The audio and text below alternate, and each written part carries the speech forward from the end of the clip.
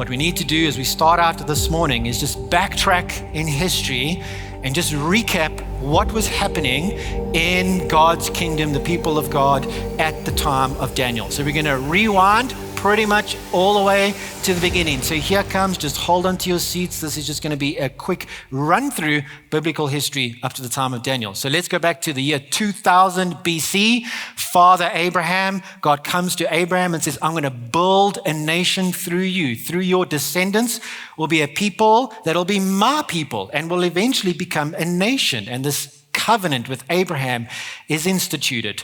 And so Abraham leaves Ur with his father. Ur is modern day kind of Iraq, sort of southeastern side of it, leaves to Haran, which is now kind of modern day Turkey. And there Abraham receives this covenant and then travels to the promised land, Canaan, modern day Israel.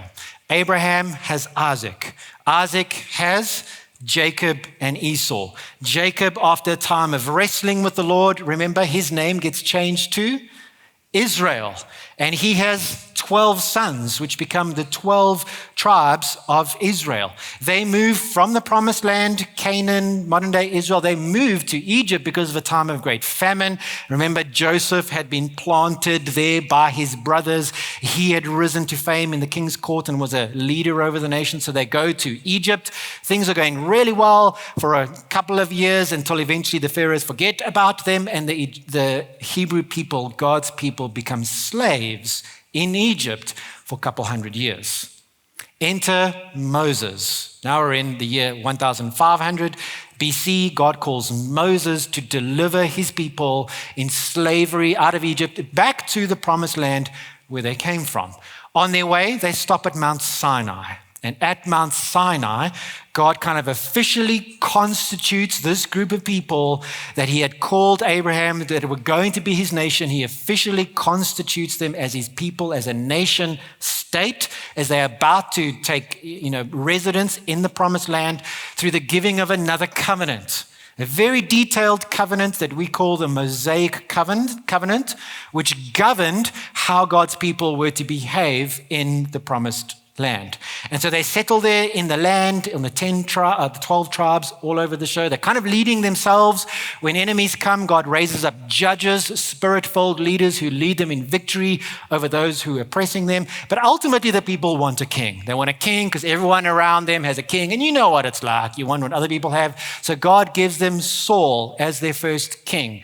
Long story short, things don't work out so well with Saul. God anoints David to be the next king of Israel. Now we're at the year 1000 BC. David becomes king and God establishes a new covenant with David. We call it the Davidic covenant for obvious reasons, saying that there will be from David onwards a descendant from the throne of David that will always rule over Israel and through whom God's kingdom will be established among the peoples of the earth. Things are going great in the time of David.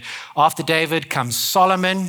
And the time of Solomon is a time of unprecedented wealth, prosperity, peace. People are coming from all over the world to see what's happening in the time of Solomon, king of Israel at the time. As you might know, though, Solomon had a few issues of his own.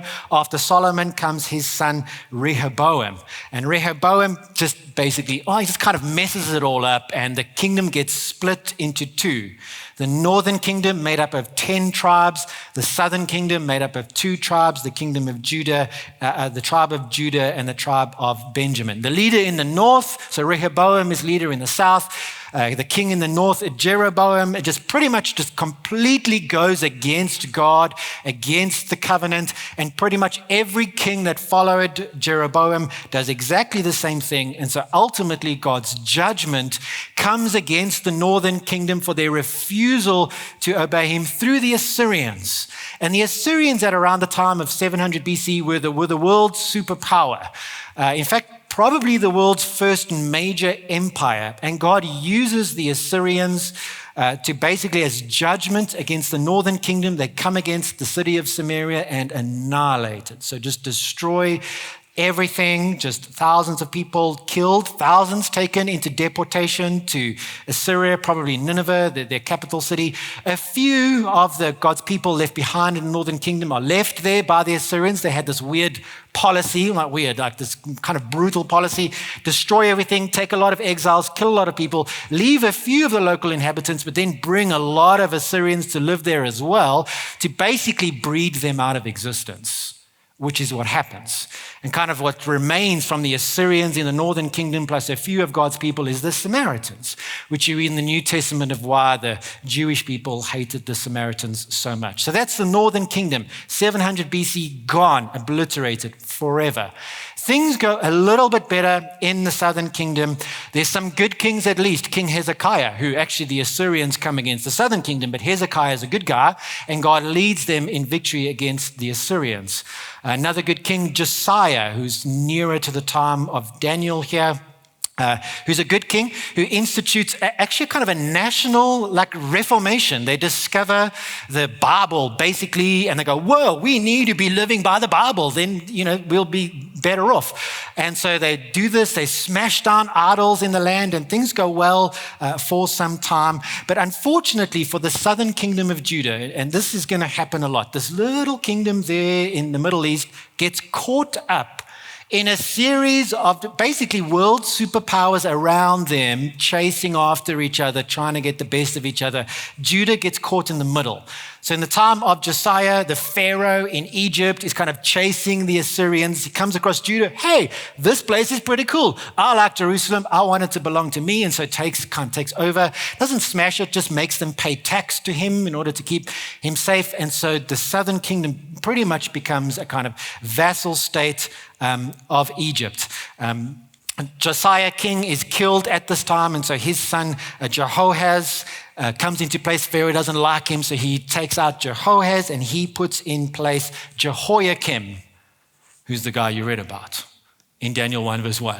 Okay, so there's a little bit of a background to how Jehoiakim has come to be in charge. So he's now in charge. It's still a vassal state of Egypt at the time that Nebuchadnezzar and the Babylonians are rising in world power. So just a quick word about Nebuchadnezzar and the Babylonians. So the Babylonians achieved a measure of independence from the Egyptians and the Assyrians under actually Nebuchadnezzar's father, a guy by the name of Nabopolassar. In fact, so some independence, and in fact, even they sacked the great city of Nineveh in Assyria. But it was really Nabopolassar's son, Nebuchadnezzar, who establishes Babylon as the next major world superpower. And Nebuchadnezzar, through a series of incredible, epic battles against Pharaoh at Karshemish and against the Assyrians, institutes kind of the time of the Babylonians. And again, Judah gets caught in the way of this major battle. So remember, Pharaoh runs through Judah to get to the Assyrians. Now Nebuchadnezzar is rushing down to beat Pharaoh back into Egypt, comes across Judah, goes, oh, hey, kind of like this place. I'm going to make it one of my own. And so now Judah becomes a vassal state of Nebuchadnezzar. This is the year 605 BC. This is the point in which Daniel and a lot of his friends are taken into exile in Babylon with King Nebuchadnezzar.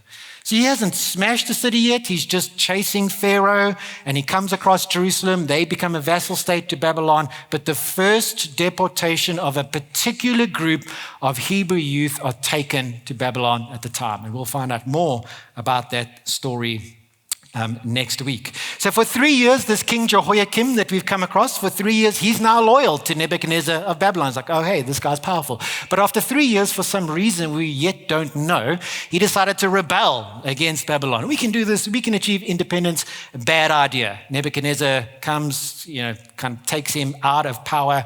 And after Jehoiakim comes Jehoiachin.